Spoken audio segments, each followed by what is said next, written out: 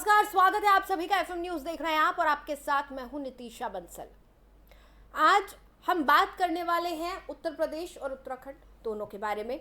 दो खबरें आज हमारी नजर के सामने से गुजरी और हमें लगा कि इस पर चर्चा करना जरूरी है।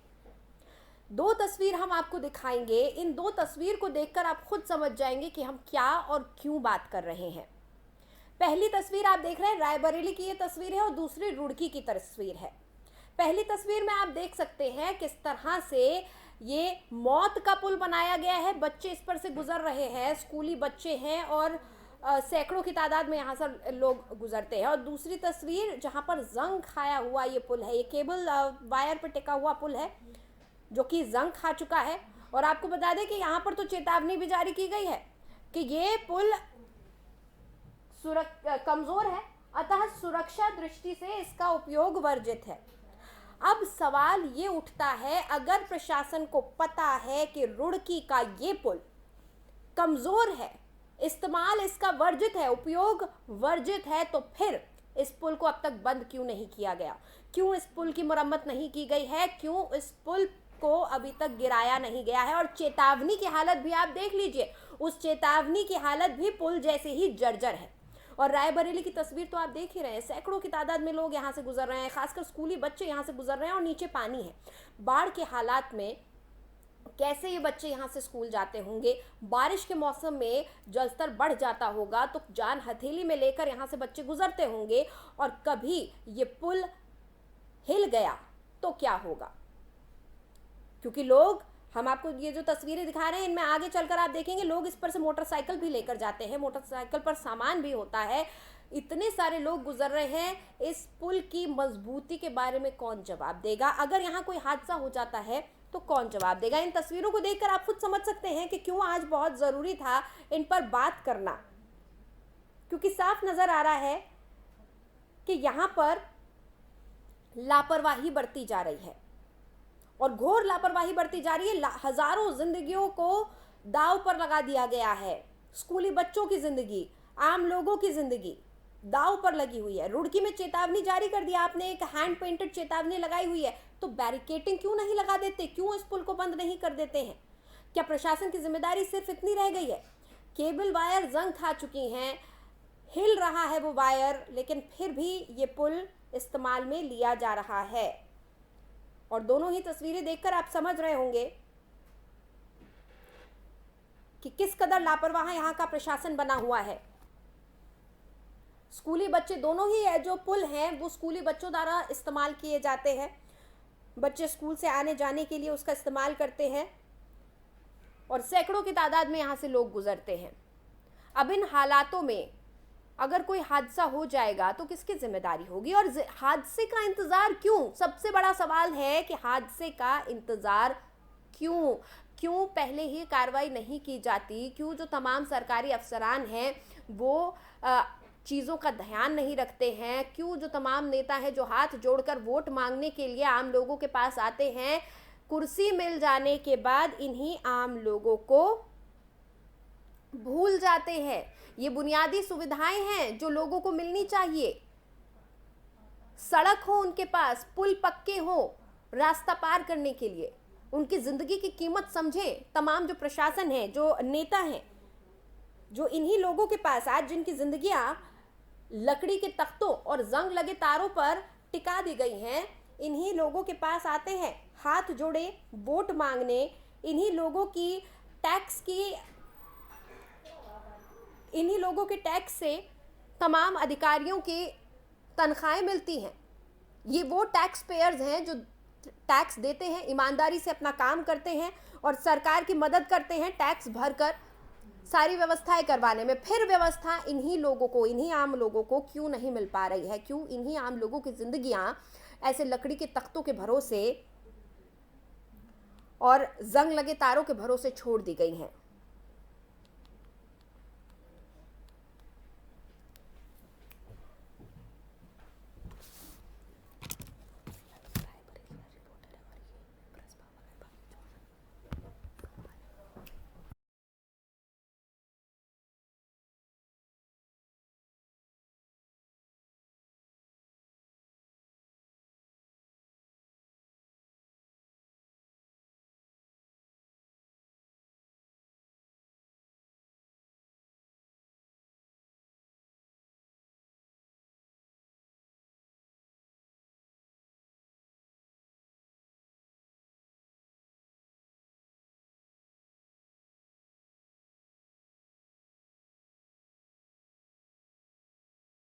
तस्वीरें आप देख रहे हैं और ये दोनों ही तस्वीरें घोर लापरवाही को दिखाती हैं, और ये लापरवाही सिर्फ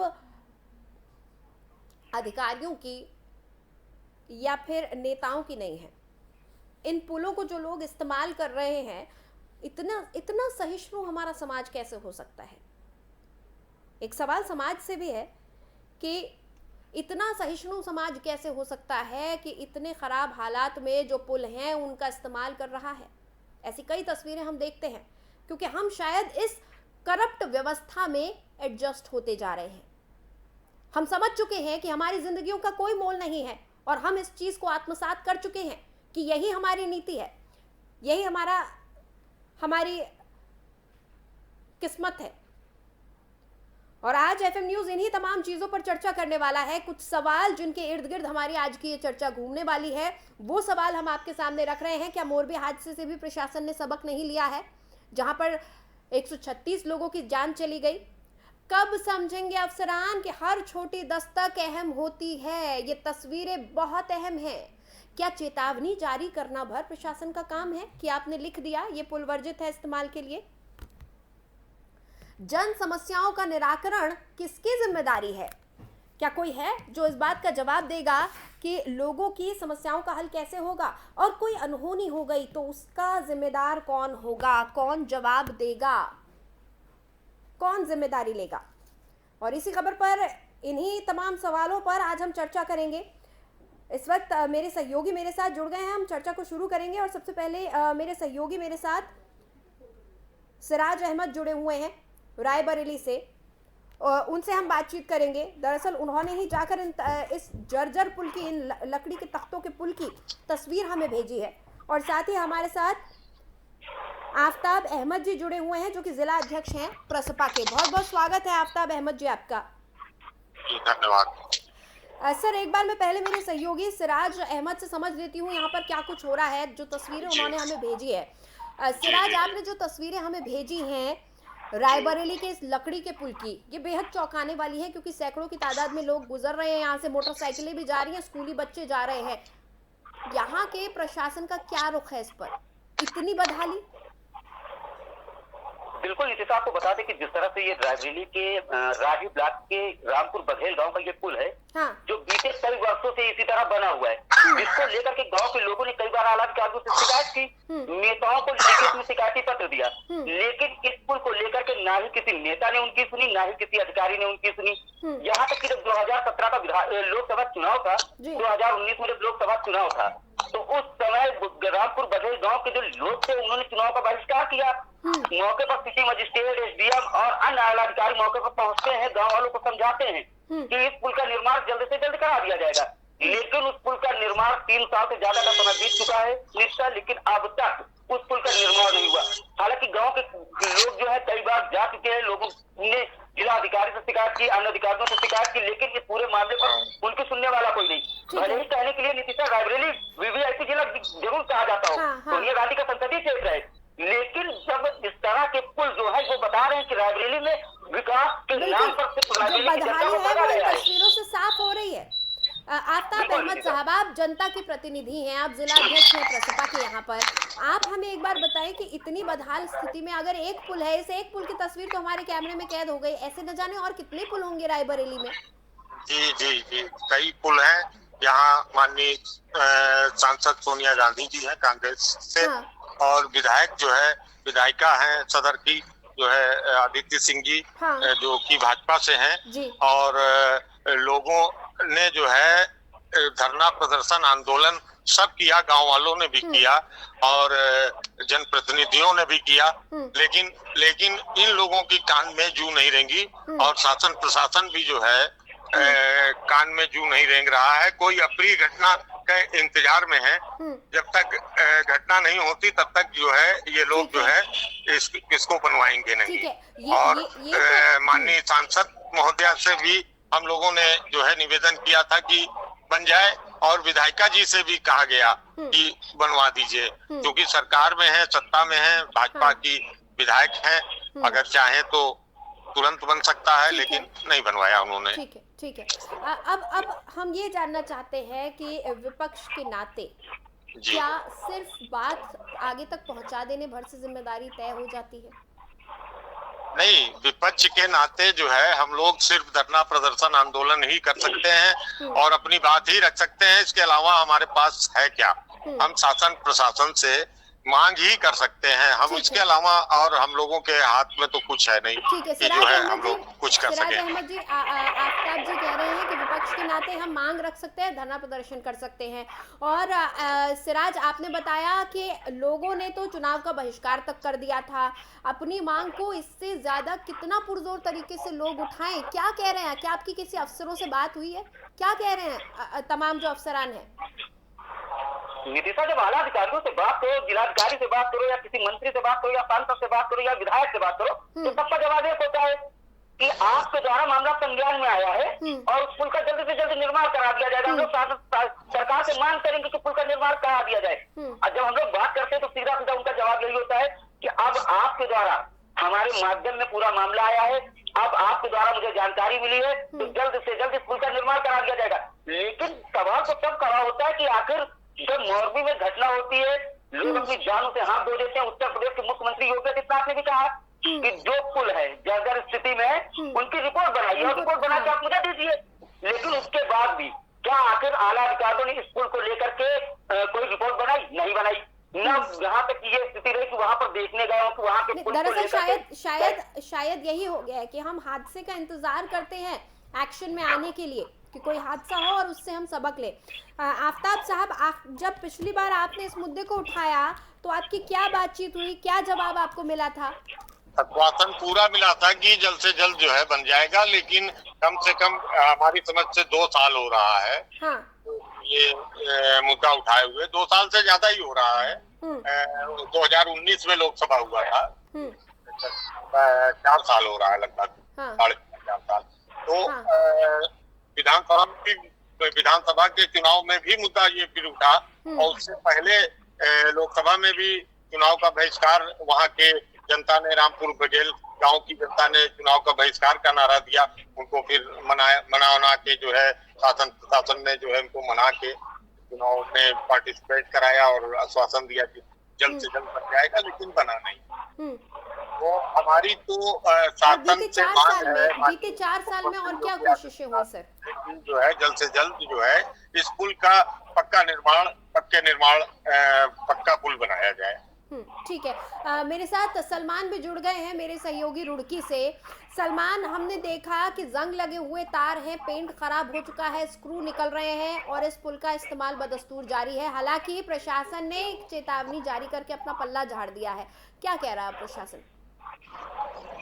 पुल हादसे के बाद कहीं शासन प्रशासन भी जागा है और कहीं ना कहीं सरकार की भी आंखें खुली हुई दिख रही है। लगातार दावे भी किए जा रहे हैं कि तमाम जो पुल जर्जर हैं उनकी हालत ठीक की जाएगी, लेकिन बावजूद इसके उत्तराखंड में गंग नहर पर कई ऐसे पुल बने हुए हैं जिनकी हालत जर्जर है, जिनको लेकर तमाम जगह चेतावनी बोर्ड की चप्पा की है और लिखने भी लिखा हुआ है बोर्ड पर कि इस पुल पर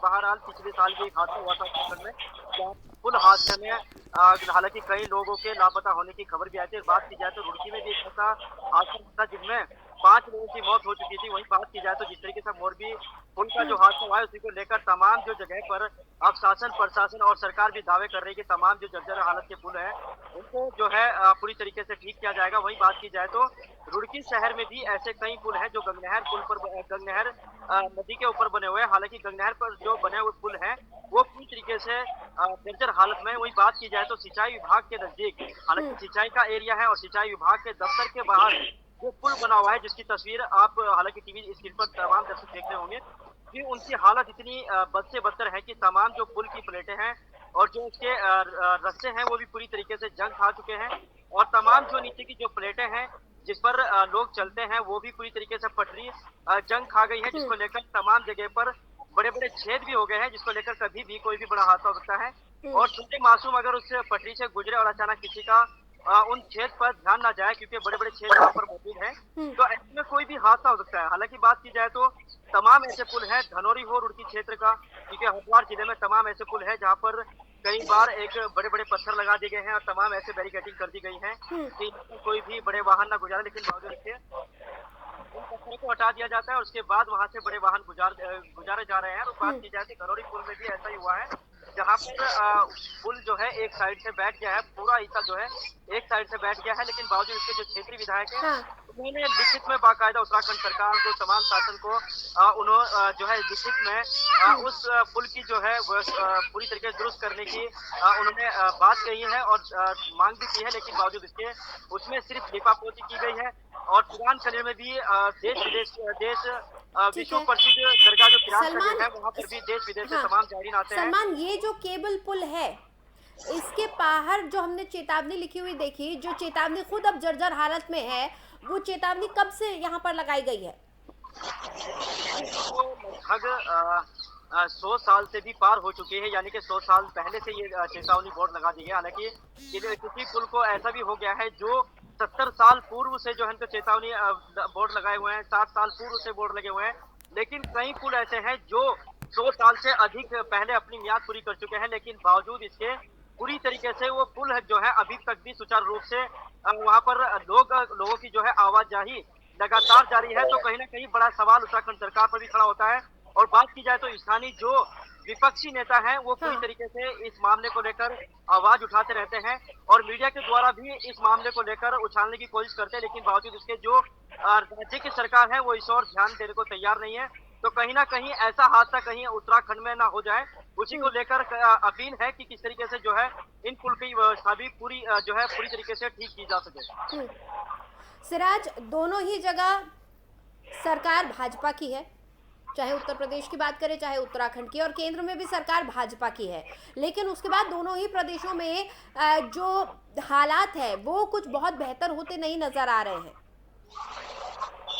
हालात तो बिल्कुल बद से बदतर ही दिखाई दे रहे हैं, क्योंकि हालांकि पुलों की बात करें तो हालांकि छोटे छोटे पुलिया की बात करें, कई जगह तो ऐसे भी है उत्तराखंड में, कई ऐसे मामले भी सामने आए हैं जहाँ पर बनते पुल ही हालांकि गिर जाते हैं, ढह जाते हैं, उनके हिस्सा भी ढह जाता है। तो कहीं ना कहीं भ्रष्टाचार पूरी तरीके से चरम पर है। हालांकि बात की जाए तो अभी रुड़की क्षेत्र का एक ऐसा पुल है जो PWD ने बनाया था सोलनी नदी के ऊपर, जिसको लेकर तमाम दर्जनों गाँव को वो पुल जोड़ता है, जिसको लेकर अभी पिछली बरसात में ही अचानक से जैसे ही जल स्तर बढ़ा नदी का, तो उसको लेकर जो निर्माणाधीन पुल था उसका एक हिस्सा ढह गया। तो कहीं ना कहीं जो विभाग है वो पूरी तरीके से भ्रष्टाचारी में लिप्त दिखाई दे रहा है, क्योंकि कमीशन खोरी इतनी हावी है जो है सरकारी दफ्तरों में, जिसको लेकर तमाम जो पुलों में सामग्री लगाई जाती है तो वो घटिया सामग्री का यहाँ पर बात की जाए तो जो पुल हम आपको दिखा रहे हैं, ये पुल वो है जो अंग्रेजी शासन काल में बने हैं। अंग्रेजी शासन काल में बने पुलों की जो हालत है वो बद से बदतर है। हालांकि वहाँ जिस तरीके से जब कभी कोई हादसा होता है तो उस समय सरकार भी जागती है और तमाम जो जनप्रतिनिधि है और तमाम जो समाज सेविक है वो भी दावे और जो सरकार है उनसे भी मांग करते हैं कि इन पुलों की हालत को जो है सही किया जाए, लेकिन कुछ दिनों तक जो है वो मांग उठती है और उसके बाद वो मांग पूरी तरीके से खत्म हो जाती है। तो कहीं ना कहीं अपने आप में जो सिराज, सलमान हमें जिस तरह से बता रहे हैं कि ये अकेला पुल नहीं है रुड़की या हरिद्वार के इलाके में जो इतनी जर्जर हालत में हो, बल्कि कई और पुल हैं। सिराज, रायबरेली और आसपास के इलाकों के क्या हालात हैं? क्या इसी तरीके के पुल वहां पर और भी मौजूद हैं? क्योंकि डबल इंजन की सरकार के बाद ऐसी व्यवस्था, सवाल और कटघरे के बीच में खड़ा होना लाजमी है, सवाल उठने लाजमी है। जी सिराज। बिल्कुल नितिशा, अगर बात की जाए तो इस तरह के कई पुल, अगर रायबरेली जिले के अंदर अगर बात की जाए तो इस तरह के कई और पुल हैं जहां पर कई बार लोगों ने शिकायत भी की कि इस तरह के जो पुल हैं इसको लेकर के शासन के अधिकारियों को रिपोर्ट सौंपनी चाहिए थी, रिपोर्ट लगानी चाहिए थी, लेकिन उन अधिकारियों ने अब तक रिपोर्ट नहीं लगाई।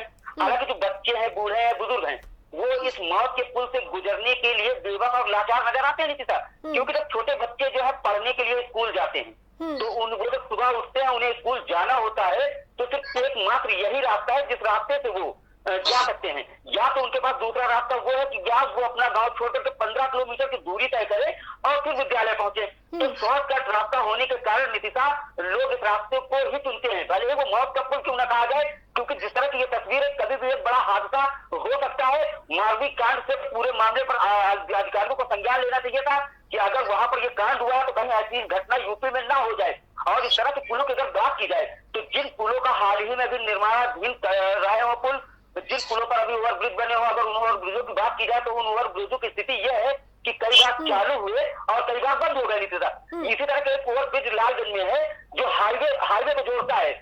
उस पुल की स्थिति ये थी कि देश के प्रधानमंत्री नरेंद्र मोदी ने उसका उद्घाटन किया था, लेकिन वो पुल एक हफ्ते भी नहीं चला और वो पुल बंद हो गया। लोग उसको लेकर के कई बार आला अधिकारियों से शिकायत कर रहे हैं कि आखिर टोल पर हम लोगों से टोल लिया जाता है, किस बात का लिया जाता है? आपने पुल की सुविधा दी लेकिन पुल बंद पड़ा है। बीते 3 से 3.5-4 वर्ष होने को है, वो पुल अभी तक चालू नहीं हो पाया। नीति साहब, दूसरा ये मौत का पुल है जो लकड़ी का पुल बना है, गांव वाले परेशान हो रहे हैं। दूसरे छोर पर अगर लालगंज वासी जो है वो परेशान हो रहे हैं। तीसरी तरफ जनता अपने आप को ज्यादा महसूस कर रही है कि पुल बना नहीं और टैक्स बराबर दे रहे हैं। तो इस तरह की जो छोटी छोटी समस्याएं हैं, जिन समस्याओं पर सरकार को पहली नजर डालनी चाहिए थी, अधिकारियों को इसको देखना चाहिए था। लेकिन अधिकारी सिर्फ अपने में मस्त नजर आते हैं। जो नेता है वो सिर्फ अपनी नेतागिरी चमकाने में लगे रहते हैं। उनसे अगर सवाल किया जाए तो वो कहते हैं कि बिल्कुल बिल्कुल बिल्कुल हम इस मामले पर संज्ञान लेंगे और जल्द से जल्द इस पुल का निर्माण करा देंगे।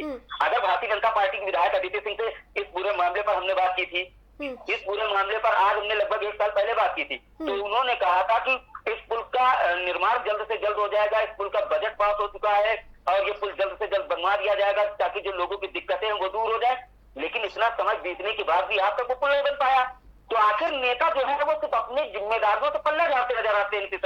अगर वो सही से काम करते, आप ये रायबरेली जिला है जहाँ की सांसद सोनिया गांधी हैं, केंद्र में उनकी सरकार थी, बीते 30 से 35 वर्षों से इस पुल की स्थिति यही है। केंद्र में उनकी सरकार थी, उन्हें पूरे मामले पर संज्ञान लेना चाहिए था। केंद्र में सरकार थी, अगर चाहती तो यानी कुल मिलाकर सरकार किसी की भी हो, चाहे केंद्र में हो चाहे राज्य में हो, हालात वही बने हुए हैं, तस्वीर नहीं बदलती नजर आ रही है। आफताब जी, हमने कोशिश करी इस पूरे मसले पर कई अधिकारियों से बातचीत करने की, अधिकारियों ने बात करने से इनकार कर दिया, नेताओं ने भी बात करने से इनकार कर दिया, लेकिन आप भी क्योंकि जनप्रतिनिधि हैं, आप विपक्ष में हैं, आपकी भी जिम्मेदारी बहुत बड़ी बन जाती है। जिस तरह की समस्याएं सिराज बता रहे हैं, ऐसा लग रहा है आपके कंधों पर भारी जिम्मेदारी है, क्योंकि सरकार बदल रही है लेकिन उसके बावजूद भी कोई फर्क नहीं पड़ रहा है। चाहे केंद्र में कोई सरकार हो चाहे राज्य में कोई सरकार हो, ऐसा लग रहा है कोई अंतर नहीं पड़ रहा है।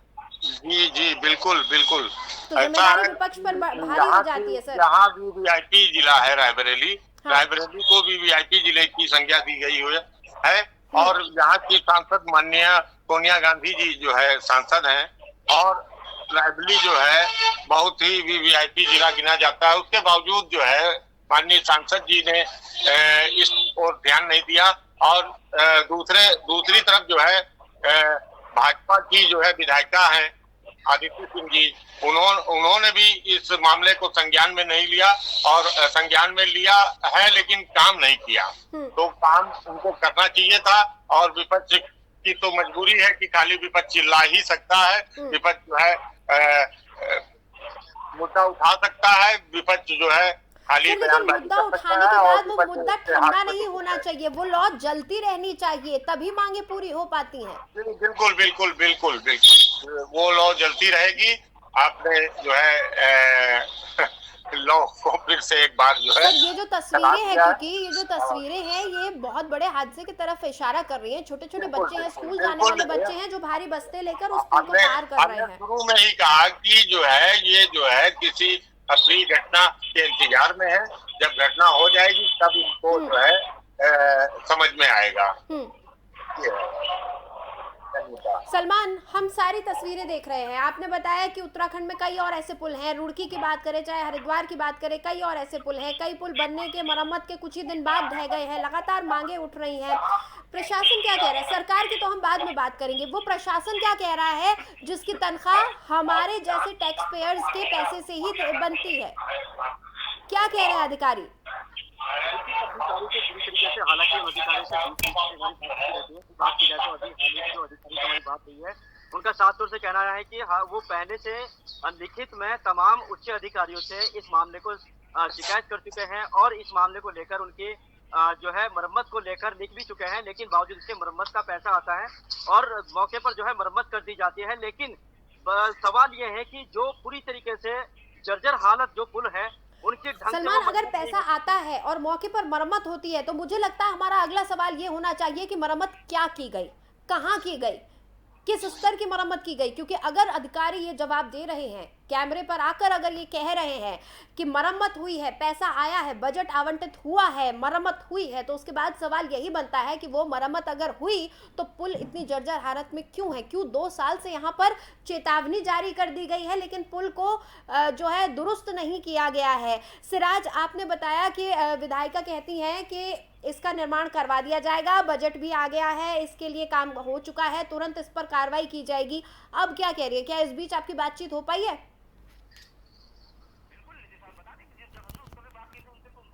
नहीं, इसका बजट आया है और ठेकेदार नहीं मिल रहे हैं फिलहाल।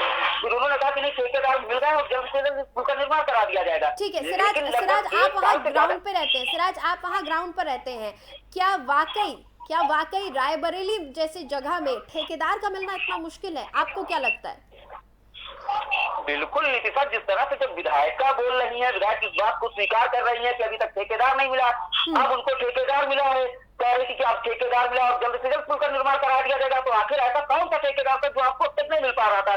बीते 5 वर्षों से वहां की जनता परेशान हो रही है। अपने बजट से, अपने पास से क्षेत्र की जनता इस पुल का निर्माण कराती है, बाग बल्ली के सहारे और उस पुल को बनाते हैं, अपने पैसे से बना करके, अपने पैसे से बनाने के बाद अपनी जान को जोखिम में डाल करके पुल को पार कर रही है। क्या ये चीजें यहाँ की विधायक अदिति सिंह को नहीं दिखाई दे रही है? क्या यहाँ के सांसद सोनिया गांधी को ये चीजें नहीं दिखाई दे रही है? क्या रायबरेली के आला अधिकारियों को ये चीजें नहीं दिखाई दे रही?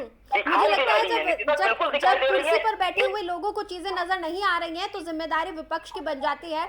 आफ्ताब जी, जिस तरह से सिराज भी बता रहे हैं कि बजट आ चुका है, यहाँ तक बात पहुंची है, फिर ये भी कह दिया गया है कि ठेकेदार नहीं मिल रहा था, अब ठेकेदार मिल रहा है, तो अब बड़ी जिम्मेदारी आपकी हो गई है कि आप इस मुद्दे को आगे बढ़ाएं और अगली बार जब हमारी बात हो तो आप हमें ये बता सके कि हाँ, विपक्ष ने पुरजोर तरीके से इस मांग को उठाया और ये काम हो गया है। जी जी जी, बिल्कुल बिल्कुल, जो है हम कल ही ज्ञापन देते हैं माननीय डीएम साहब को। चलिए, बहुत बहुत शुक्रिया आफ्ताब जी, आपने अपना समय हमें दिया। बहुत बहुत धन्यवाद सिराज और सलमान इस पूरी जानकारी के लिए। Thank you. तो रुड़की और रायबरेली, 2 राज्य 2 तस्वीर, लेकिन तस्वीरों का सार एक। आम जिंदगी के मोल को न प्रशासन समझ रहा है न शासन। आम जिंदगी, आम लोग जान हथेली पर लेकर इन पुलों से, इन जर्जर पुलों से, या यूं कहें कि इन मौत के पुलों से होकर गुजर रहे हैं हर रोज, हर सुबह, हर शाम, लेकिन किसी को परवाह नहीं है। चेतावनी जारी कर दी गई है और उस चेतावनी की भी हालत इन पुलों के जैसी है, लेकिन प्रशासन की तरफ से काम नहीं किया जा रहा है। जनता चाहे चुनावों का बहिष्कार कर ले, चाहे ज्ञापन सौंप दे, लेकिन वही ढाक के 3 पात, आखिरकार अपनी जान हथेली पर लेकर ही दोनों जगह के लोग आगे बढ़ रहे हैं। बहरहाल फिलहाल इस खास पेशकश में इतना ही। खबरों के लिए आप बने रहिए एफएम न्यूज़ के साथ।